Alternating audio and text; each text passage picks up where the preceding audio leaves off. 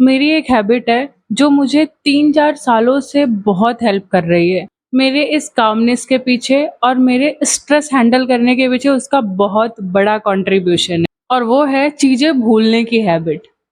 अब आप लोग सोचोगे यार भूल करके कौन खुश रह सकता है? तो मैं हूँ and now I want to share it with you all. So welcome and welcome back to the new video. एक टाइम था कि जब मुझे छोटी सी छोटी बातें याद रहती थी। किसका बर्थडे कब है, कौन सी डेट में मेरे साथ किसने अच्छा किया, किसी से अगर मैं मिली तो फिर वो कौन सा डेट था, किसी ने अगर मुझे अच्छा बोला तो वो कौन सा डेट था, किसी ने मुझे खराब बोला तो वो कौन सा डेट था, क्या टाइम हो रहा था, बोला क्या था, ये सारी चीज़। अब आपके अंदर एक कॉमन सवाल उठेगा, ठीक है ना, अच्छी बात है चीज़ें याद करना अच्छी बात है, पर बुरी चीज़ें अपने माइंड में रखना, किसी ने आपको ह्यूमिलिएट करा, किसी ने आपको परेशान करा, किसी ने आपके साथ बिट्रेयल करा, किसी ने आपको बुरा बोला जो आप हो भी नहीं, क्या ये रखना अच्छी बात है अपने माइंड में?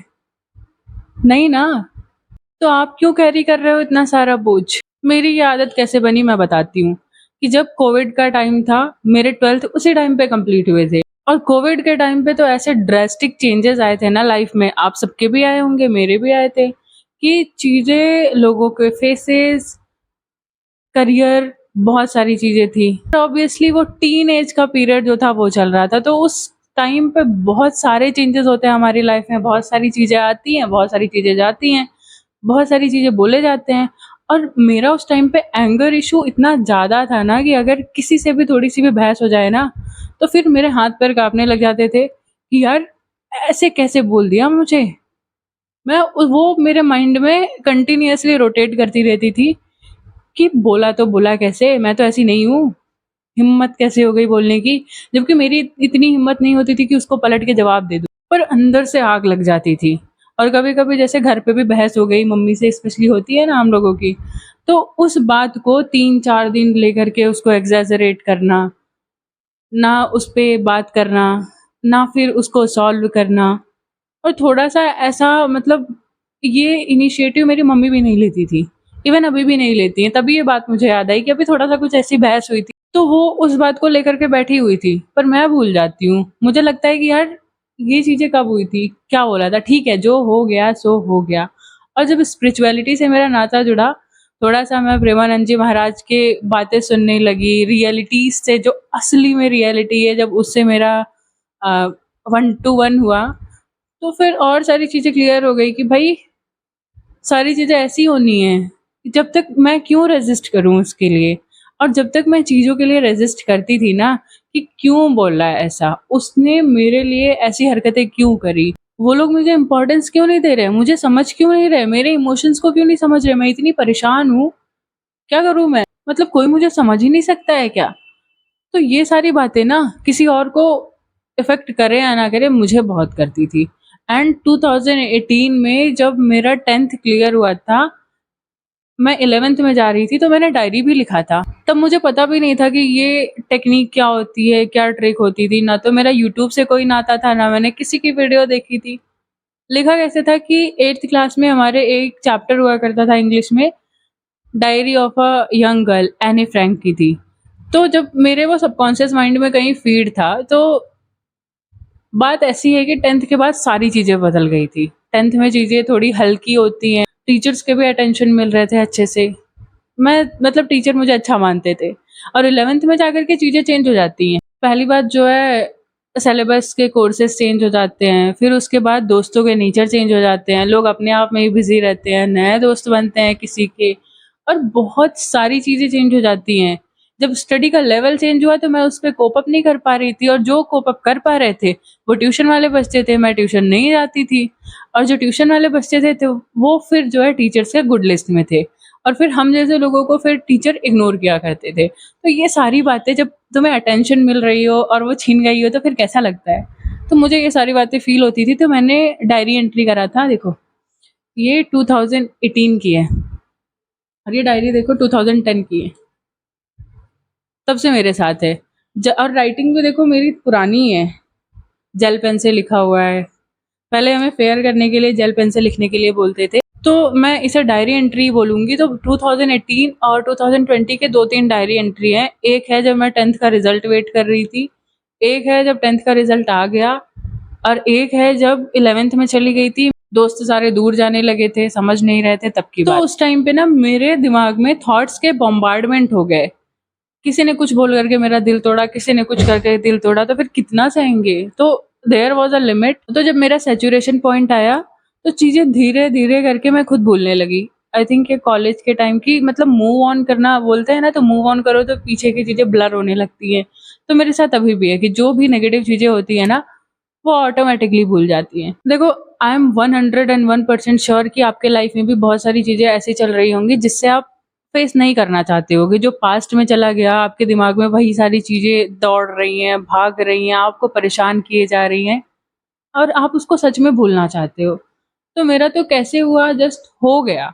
और जैसे मैं प्रेमानंद जी महाराज को सुनने लगी ना, तो लगा कि यार ये सब मेरे ही कर्मों का फल है और जितना मैं इसको झेल लूँगी, जितना मैं इसको सह लूँगी ना, मेरे लिए ही अच्छा है। जितना मैं अगर देखो मैं रिएक्ट करूँगी ना, तो मेरे से कुछ ना कुछ ऐसा कर्म बनेगा कि जिससे फिर से मुझे, अगर मैंने किसी को हर्ट करा गुस्से में, तो फिर से वो कहीं न कहीं घूम कर के मुझे हर्ट करेगा।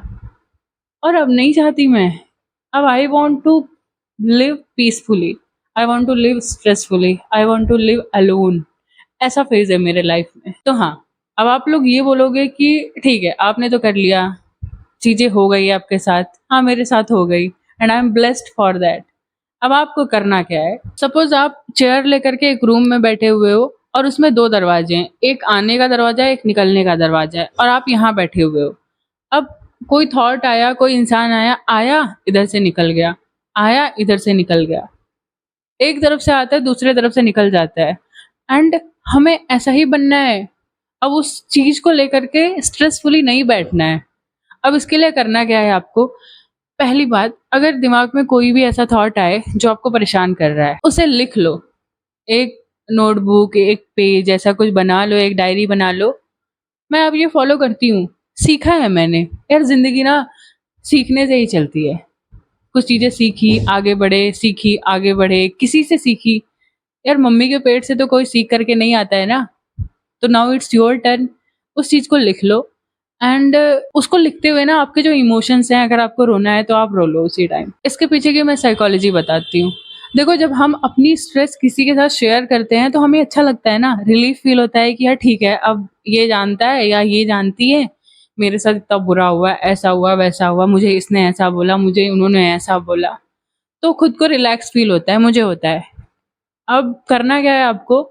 मेरे लाइफ में भी एक टाइम पे ऐसा सिचुएशन है कि I don't want to tell anything to anyone because before few months there was no one to listen me. I was totally alone.